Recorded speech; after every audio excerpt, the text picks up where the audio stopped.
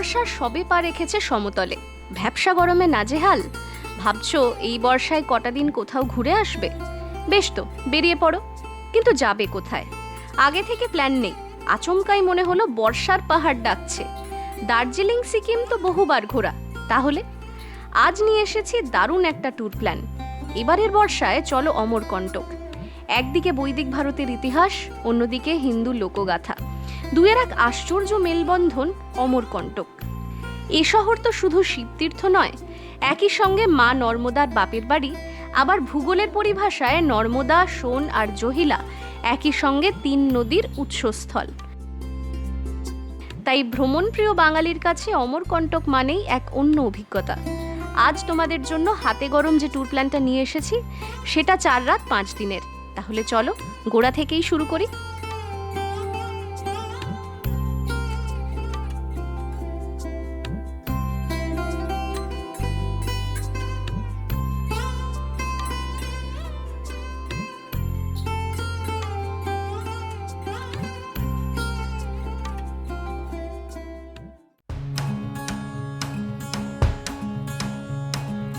আমরা অমরকণ্টক জার্নিটা শুরু করব হাওড়া থেকে প্রতিদিন দুপুর 1:10 ছাড়ে 11448 শক্তিপুঞ্জ এক্সপ্রেস। পরদিন ভোর 5টার মধ্যে ঢুকে যায় অনুপপুর স্টেশনে। শালিমার থেকে রাত 8:20 ছাড়ে 22830 শালিমার ভাবনগর সুপারফাস্ট। এই ট্রেনটা অনুপপুর পৌঁছয় পরদিন সকাল 9:51। 13.5 ঘন্টার ট্রেন সফর। শালিমার থেকেই 20972 শালিমার উদয়পুর এক্সপ্রেসও আর একটা ভালো বিকল্প। এই ট্রেন শালিমার ছাড়ে রাত 8:20 আর পেন্ড্রা রোড ঢোকে পরদিন সকাল 8:52। মানে সব মিলিয়ে 12 ঘন্টা 45 মিনিটের জার্নি। আর সাঁতরাগাছি থেকে রাত 8:35 ছাড়ে 20828 সাঁতরাগাছি জব্বলপুর হামসাফার। পরের দিন সকাল 9:51 পৌঁছে যায় অনুপপুরে। এক্ষেত্রেও জার্নি টাইম 13 ঘন্টা 16 মিনিট। এতটা শুনে আশা করি বুঝেই গেছো, আমাদের জার্নির প্রথম রাতটা ট্রেনেই কাটবে। যারা কলকাতা থেকে রোড ট্রিপ করতে চাও, তাদের জন্য এই চ্যানেলেই রয়েছে লং ড্রাইভের বিস্তারিত বিবরণ। তোমাদের জন্য সেই পর্বের লিংক ভিডিওর ডেসক্রিপশনে দিয়ে দিলাম। অমরকণ্টক পৌঁছানোর জন্য সরাসরি কোনো ট্রেন নেই, তাই সবচেয়ে কাছের স্টেশন বলতে পেন্ড্রা রোড কিংবা অনুপপুর। পেন্ড্রা রোড থেকে অমরকণ্টকের দূরত্ব বড়জোর 29 কিলোমিটার, পৌঁছতে 50 মিনিট লাগে। তবে এখানে ট্রেনের অপশন একটাই, স্টেশন চত্বর থেকেই তোমরা অটো বা গাড়ি ভাড়া করতে পারো। ছোট গাড়ির ভাড়া 1200 টাকা, অটোর 1000 টাকা। অবশ্যই দরদাম করে নিও। অনুপপুর স্টেশন থেকে অমরকণ্টকের দূরত্ব প্রায় 69 কিলোমিটার, গাড়িতে 1.25 ঘন্টা লেগেই যায়। ছোট গাড়ির ভাড়া 2500 টাকা। পেন্ড্রা রোড হোক বা অনুপপুর, দ্বিতীয় সকালে স্টেশনে নামতেই বেলা 10টা বাজবে। এরপর স্টেশন চত্বরেই জলখাবার খেয়ে শুরু হবে গাড়িতে জার্নি। উত্তরে বিন্ধ্য আর দক্ষিণে সাতপুরা পাহাড়ের সংযোগস্থলেই গঠিত হয়েছে মাইকাল পাহাড়ের রেঞ্জ। বর্ষার প্রথম ধারায় সেই পাহাড় আর জঙ্গলের রূপ দেখতে দেখতেই তোমরা পৌঁছে যাবে অমরকণ্টকে। আয়তনে খুব বড় নয় এই শহর, মাত্র 47 বর্গ কিলোমিটার। তবে হোটেল, গেস্ট হাউস বা ধর্মশালা আছে। ইদানিং কিছু হোমস্টের অপশনও হয়েছে। হোটেলে চেক ইন করেই ফ্রেশ হয়ে নাও, তারপর বেরিয়ে পড়ো লাঞ্চে। বাজারের আশেপাশেই পেয়ে যাবে সস্তায় খাবারের প্রচুর অপশন। চাইলে বাঙালি ভাত ডাল আলু পোস্তও পেয়ে যাবে। অমরকণ্টকে সব কিছুই নিরামিষ। আমরা খাচ্ছি ভাত, তার সঙ্গে ধোঁয়া ওঠা গরম ভাত, প্রচণ্ড গরম ভাত। তার সঙ্গে একটা ওরা জিরা ডাল বলেছেন, বেসিক্যালি কালো জিরে ফোড়নে ডালটা, মানে ওরা যেটা তড়কাটা দেন আর কি।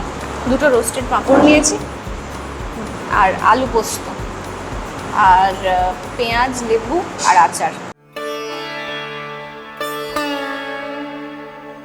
বিকেল বিকেল চলে এসো শহরের মূল আকর্ষণ নর্মদা মন্দিরে। এটাই নর্মদা নদীর উদ্গম স্থল। শুধু এই মন্দির ভালো করে ঘুরে দেখতেই ঘন্টা 3 লেগে যায়। এই চত্বর জুড়ে অনেক মন্দির, সবকটাই সাদা রং করা। মাঝে বড় জলাশয়টাই নর্মদা নদীর উৎস। পুরাণ অনুসারে সমুদ্র মন্থনের পর জগৎ সংসারের সব বিষ পান করে নেন অমরনাথ। তারপর বেশ কিছুকাল এখানেই তপস্যা করেছিলেন শিব। তার কণ্ঠ থেকেই ঘামের বিন্দু মাটিতে পড়ে জন্ম হয় নর্মদার। তাই এই উৎসস্থলকে পবিত্র মনে করেন হিন্দুরা।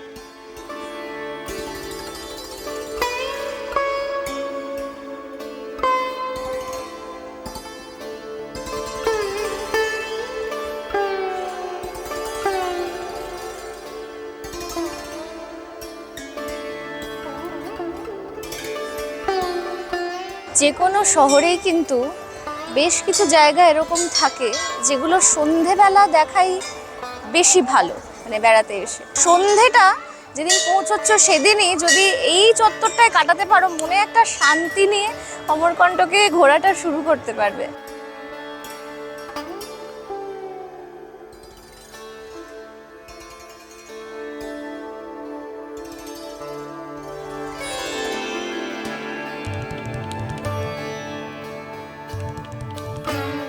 নর্মদা মন্দিরের মূল ক্যাম্পাস এইটাই। এখানে সারাদিনই ভক্তদের আগমন হয়, তবে সন্ধ্যের আরতিটা সত্যিই দেখার মতো। রোজ সান্ধ্য আরতি শুরু হয় 7টায়, আরতি শেষ হতে হতেই 8:30 বেজে যায়।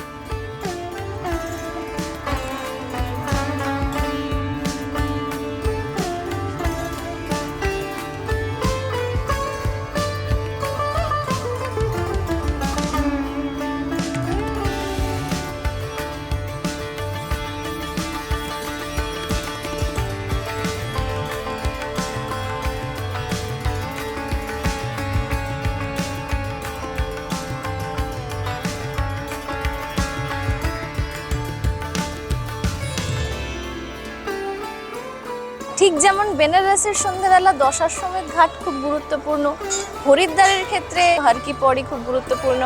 একটা অদ্ভুত অন্যরকম ভাইব বলে যেটাকে, এটা অন্যরকম উত্তেজনা হয় এই জায়গাগুলো এলে।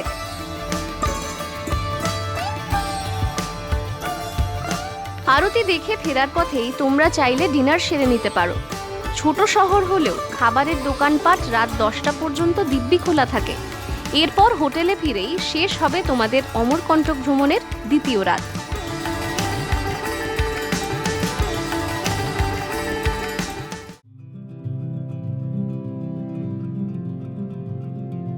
তৃতীয় সকালে হোটেলেই জলখাবার সেরে তাড়াতাড়ি বেরিয়ে পড়ো।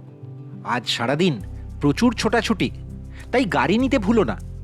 আগে থেকে হোটেলে বলে রাখলে অটোর ব্যবস্থাও হয়ে যায়। ছোট গাড়ি 10 ঘন্টার জন্য একবেলার বেড়ানোয় 3,500 টাকা ভাড়া নেয়। পার্কিং এবং পেট্রোলের খরচ আলাদা। আজকের প্রথম গন্তব্য কপিলধারা। মূল শহর থেকে কপিলধারার দূরত্ব প্রায় 6.5 কিলোমিটার। এখানে কপিলধারা আর দুধধারার একটাই কমন পার্কিং। গাড়ি রেখে বাকি পথটা হেঁটেই যেতে হয়। নর্মদা নদীর যাত্রাপথে এখানেই দেখা যায় প্রথম জলপ্রপাত।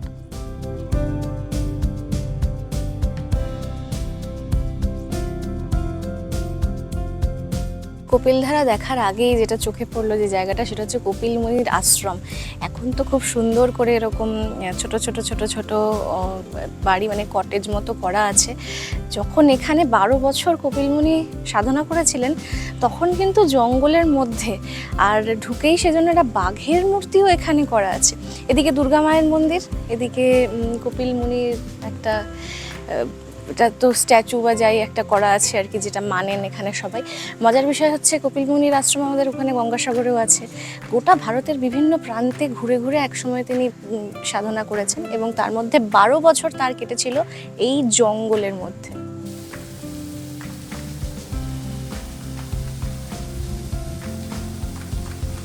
কপিল মুনি আশ্রমের জাস্ট উল্টো দিকেই একটা ছোট্ট ন্যাচারাল জলপ্রপাত। যেহেতু এখানে কপিল মুনি দীর্ঘদিন তপস্যা করেছিলেন, তাই তার নামেই এর নামকরণ করা হয়েছে। এখান থেকে এরপর আমরা চলে যাব এই দিকটায়। এখান দিয়েই কিন্তু যেতে হয় দুধধারা। উৎসস্থল থেকে নর্মদার যাত্রাপথে দ্বিতীয় ঝর্ণা তৈরি হয়েছে এই দুধধারায়, যার উচ্চতা মাত্র 10 ফুট। তবে এই জায়গার মাহাত্ম্য অন্য দিক থেকে। এখানে রয়েছে দুর্বাসা মুনির তপস্যা স্থল আর আশ্রম। সেই দুর্বাসা, যার ছিল প্রচণ্ড রাগ আর যার অভিশাপের বহু গল্প শুনতে পাওয়া যায় পৌরাণিক উপাখ্যানে। পবিত্র কোনো জলধারা বা জলাশয়ে দেখলেই বা সেরকম কোনো জায়গায় গেলেই অনেকেরই হয়তো একটা অভ্যেসও আছে, আবার ইচ্ছেও থাকে যে তারা সেখানে স্নান করবেন। তবে এটা জানিয়ে রাখা ভালো, কপিলধারা বা দুধধারা দু জায়গাতেই কিন্তু স্নান করা একেবারে যাকে বলে ব্যান্ড, মানে নিষিদ্ধ। পাহাড় জঙ্গলে ঘেরা অমরকণ্টকে বাঁদরদের দাপাদাপি সর্বত্র, তাই তোমরা এখানে বেড়াতে এলে সাবধান। আমাদের পরের গন্তব্য কবির চবুতরা। কপিলধারা থেকে দূরত্ব মেরেকেটে 6.5 কিলোমিটার। পথেই পড়ে নর্মদা নদী। চারপাশে পাহাড় আর সবুজের ঘেরাটোপের মধ্যে স্বচ্ছ টলটলে জলধারা। তোমরা চাইলে এখানেও থেমে কিছুটা সময় কাটাতেই পারো। ছবি তোলার জন্য দারুণ স্পট। এরপর শহরের দিকে না গিয়ে ধরে নাও ছত্তিশগড়ের দিকে চলে যাওয়া 45 নম্বর জাতীয় সড়কের কানেক্টর। এই পথেই দুই রাজ্যের সীমানায় কবিরের বসত ভিটে।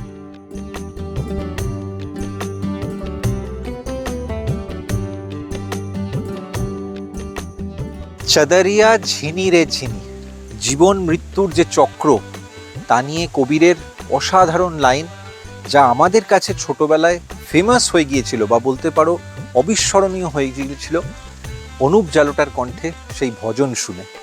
লেখা কিন্তু কবিরের। এতগুলো কথা কবিরকে নিয়ে এই কারণে বললাম, কারণ এখন দাঁড়িয়ে রয়েছি কবির চবুতরায়।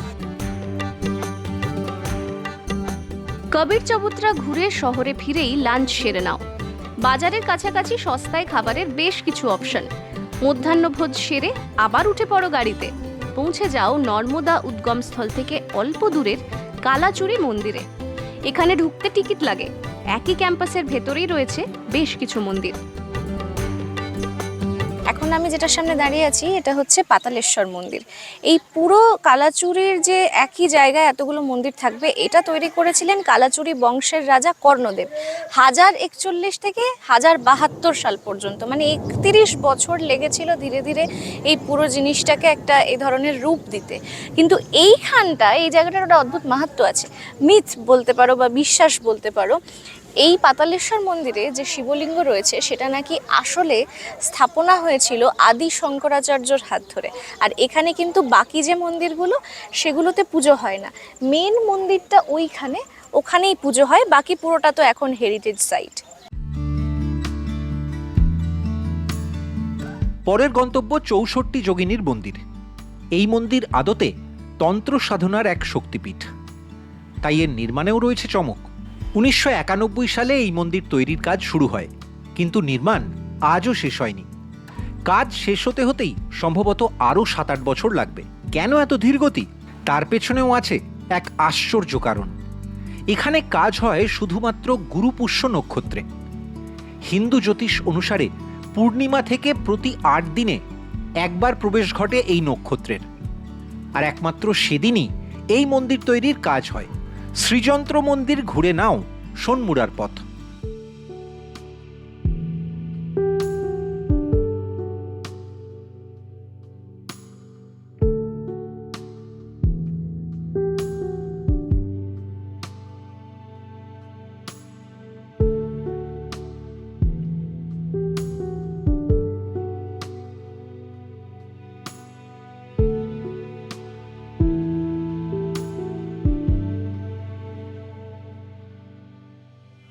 সোনমুড়া থেকে আরও অনেকটা নেমে এসেছি, সিঁড়ি করা আছে, তারপর খানিকটা পায়ে চলা পথ। এখানে এই কারণে নেমে এলাম, এই জায়গাটায় একটা ভিউ পয়েন্ট সম্ভবত হয়েছিল বা সংস্কার করে আবার তৈরি করা হচ্ছে। দেখো এই পাশটাতেই তো অসম্ভব সুন্দর ভিউ, সেই ভিউটাই তোমাদের দেখাবো বলে এলাম। পুরো ভ্যালিটা অমরকণ্টকের এখান থেকে দেখতে পাওয়া যাচ্ছে। দেখো অসম্ভব সুন্দর।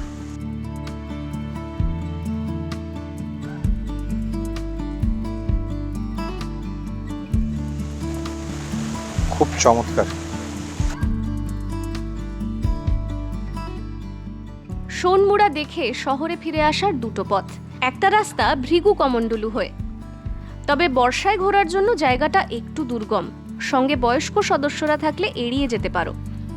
আর একটা পথ ধরে যাওয়া যায় মাইকি বাগিয়ায়। পুরাণ মতে এখানেই ছিল মা নর্মদার বাপের বাড়ি। শিবের শরীরের ঘাম থেকে জন্ম হওয়া নর্মদা কিন্তু এখানে নিছক নদী নয়, এখানে তিনি এক কন্যা সন্তান, যার উচ্ছল শৈশব কেটেছে এই ভিটেতেই। মাইকি বাগিয়ায় বেশিক্ষণ থাকার সুযোগ নেই, এখনও যে বেড়ানো বাকি, ওদিকে বিকেল হয়ে আসছে। তবে বছরের এই সময় এই অঞ্চলে প্রায় 6:45 পর্যন্ত আলো থাকে। তাই পরের গন্তব্য সর্বদয় দিগম্বর জৈন মন্দির।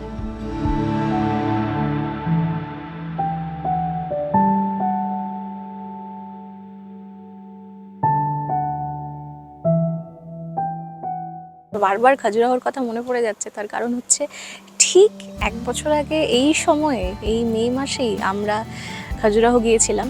একটাই তফাৎ, সেদিন এত গরম ছিল যে পাথরে পা দিলে মনে হচ্ছিল পায়ে ফোসকা পড়ে যাবে, সেই অবস্থায় ছবি তুলেছি, শুট করেছি। আর আজকে অমরকণ্টকে কালবৈশাখীটা আশীর্বাদ মনে হলো।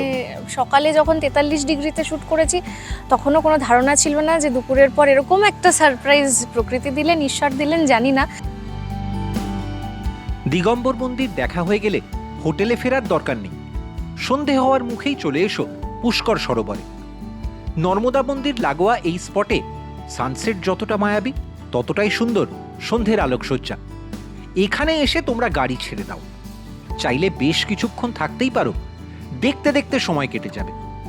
বাকি কাজ বলতে তো শুধু ডিনার আর হোটেলে ফেরা।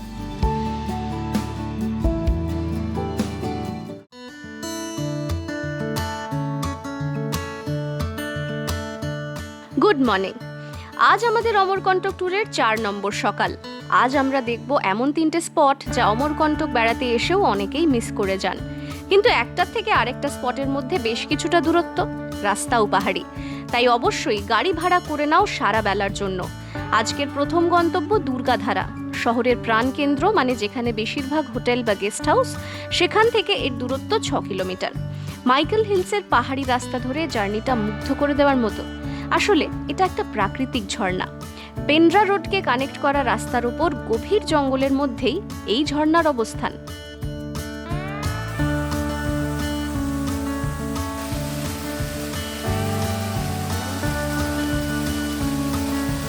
অমরকণ্টক থেকে বড়জোর 10 কিলোমিটারের রেডিয়াসে সাইট সিইং পয়েন্টের মধ্যে এই দুর্গাধারা নাম খুব একটা সবাই বলেন না, কিন্তু আমরা বলবো তোমরা যদি অমরকণ্টক বেড়াতে আসো তাহলে অবশ্যই কিন্তু এটা দেখতে এসো। পাশে একটা আশ্রম আছে, খুব বেশিক্ষণ লাগে না, বড়জোর শহর থেকে 15 মিনিটের ড্রাইভ। অবশ্যই এসো, দেখে যেও।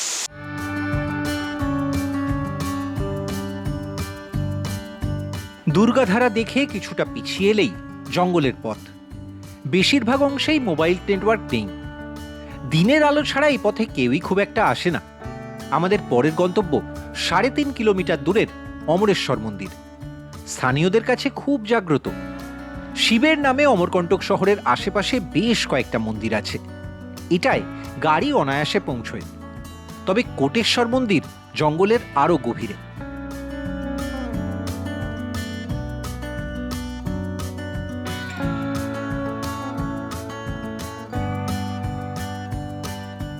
এটা কিন্তু আসলে মন্দিরটা ছত্তিশগড়ে পড়ে, তবে এর একদিকে ছত্তিশগড়, একদিকে মধ্যপ্রদেশ। আর এই মন্দিরে রয়েছে একটা 11 ফুট লম্বা শিবলিঙ্গ, যার ওজন 51 টন। অমরেশ্বর থেকে জলেশ্বর মন্দিরের দূরত্ব বড়জোর 250 মিটার। তোমরা চাইলে হেঁটেও যেতে পারো। মধ্যপ্রদেশ সীমান্ত লাগোয়া ছত্তিশগড়ের এই মন্দিরেও মহাদেবেরই পুজো হয়, ভেতরে আশ্রম আছে। দুপুরে প্রতিদিন ভোগ রান্না হয়, তোমরা চাইলে ভোগও খেতে পারো, তবে বিগ্রহের ছবি তোলা বারণ। মন্দিরের বাইরেই দেখতে পাবে বেশ কিছু দোকান, আর রাস্তার উল্টো দিকেই মা অন্নপূর্ণার মন্দির। মন্দির ঘুরে হোটেলে ফেরার পালা। চাইলে ফেরার পথেই তোমরা লাঞ্চ সেরে নিতে পারো। আগে থেকে বলে রাখলে হোটেল থেকেও স্টেশনে ফেরার গাড়ির ব্যবস্থা সহজেই হয়ে যায়।